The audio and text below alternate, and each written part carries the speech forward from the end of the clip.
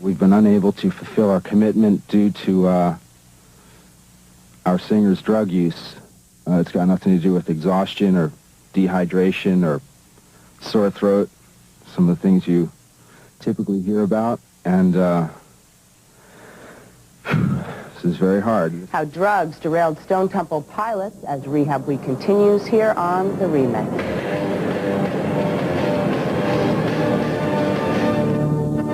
Hi, I'm Serena Altschul, and this is MTV's Rockumentary Remix. Drug addiction has become an unfortunate occupational hazard in the music business. All too many bands have been forced to deal with heroin and cocaine in their midst. Some, like Aerosmith, managed to conquer their demons and continue to make music together. For others, like Stone Temple Pilots, the answer's not so clear. First, let's go back to 1996 when STP is still in their heyday, still optimistic that singer Scott Weiland would overcome his drug problem.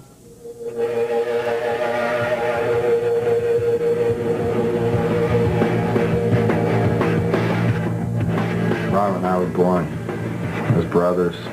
Gretzel came along as a little angel, and Weiland just appeared.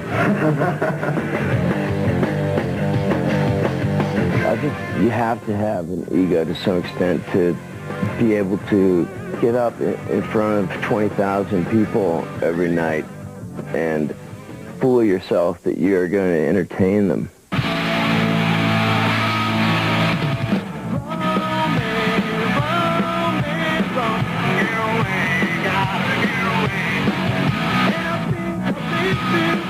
Since the birth of Stone Temple Pilots in 1990, its members experienced almost immediate full-fledged rock stardom. That included a lot of media attention, much of it harsh. From the beginning, Stone Temple Pilots were thrashed by rock critics for everything from hair color to personal excess to a certain likeness to a certain other band. That guy makes faces like Eddie Vedder. No way. Eddie Vedder makes faces like this guy. Despite media bashing, STP sold over 8 million records with their first two releases. The contrast between what the press deemed cool and what people wanted to hear was illustrated by the 1994 Rolling Stone Readers Poll. Critics voted Stone Temple Pilots the worst band of the year, while readers gave them Best New Band honors. Of course it bummed us out, but I think we just eventually just took an attitude like, we're just going to make music and do what we do. After spending his formative years just outside of Cleveland, Weiland ditched small-town life for the thriving punk scene of Southern California. Meanwhile, in Point Pleasant, New Jersey, the DeLeo brothers were bored with the music scene there, and each made a separate journey to the West Coast. Weiland and I met at a concert in Long Beach, California, and found out actually we were kind of seeing the same girl. There was a band playing one night. Eric was the loudest out of the band, and we just heard drums, and we said we got to have that guy. And we just couldn't find a guitar player to complete the project, and I always had my bro on my mind. The way I tell it, they were dead till I got there, you know.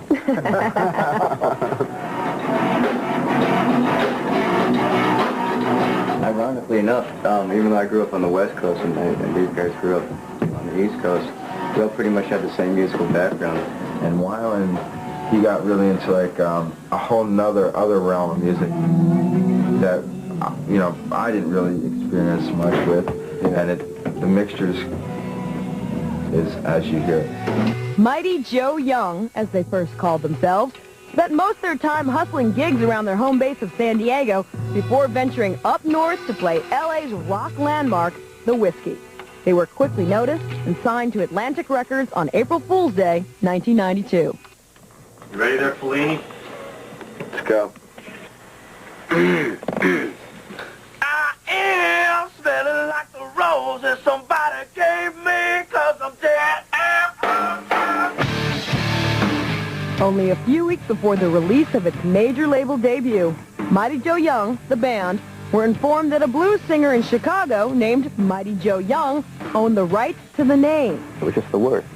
It was the worst. We went to the library, we looked at everything. Scott and I were sitting around we were just talking about stickers when we were kids, like, you know, banana seat bicycles and skateboards. We were just talking how cool the STP sticker was. And he was like, we should do something with those initials. And I just blurted out, Stereo Temple Pirates. And we called Robert, all excited. And Robert goes, I don't think I'm so into pirates. And he goes, what do you think of pilots? We're like, yeah, that's cool. And we called Steve, our manager. He's like, well, what do you think of Stone? And it just came out, Stone Temple Pilots.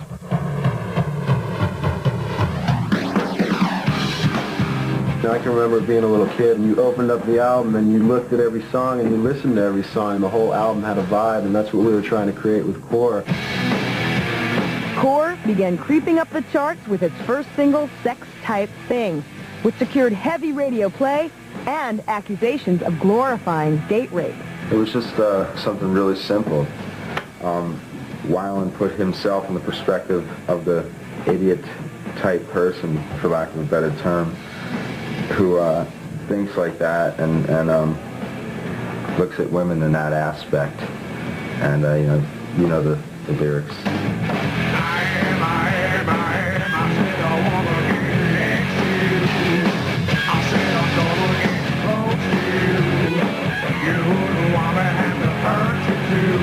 I just try to dress up a little bit, you know, for all you macho type guys that might have misunderstood the song.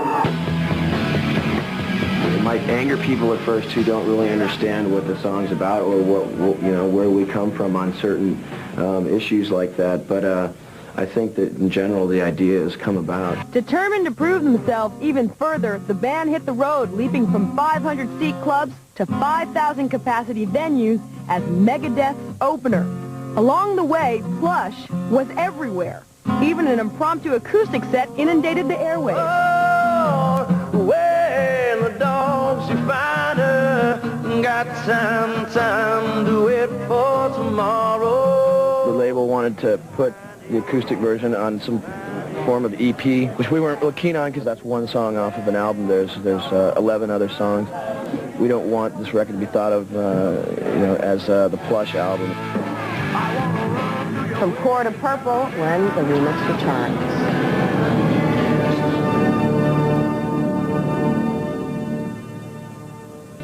By summer '93, Stone Temple Pilots were gearing up to tour, but instead of doing big arenas opening for Aerosmith, they opted for the lower-key Barbecue Mitzvah tour. This is really only our fourth tour, the only time we really had a chance to actually show people what we're about, and we just thought it was a better idea to hit more intimate places. Normally at a concert you walk away spending probably $50 a person or something.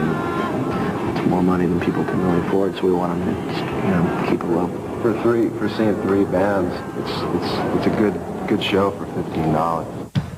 STP's concern with affordable concert-going and alternative ticket methods continues through today, as well as their concern of treating fans to the type of rock spectacles they were weaned on.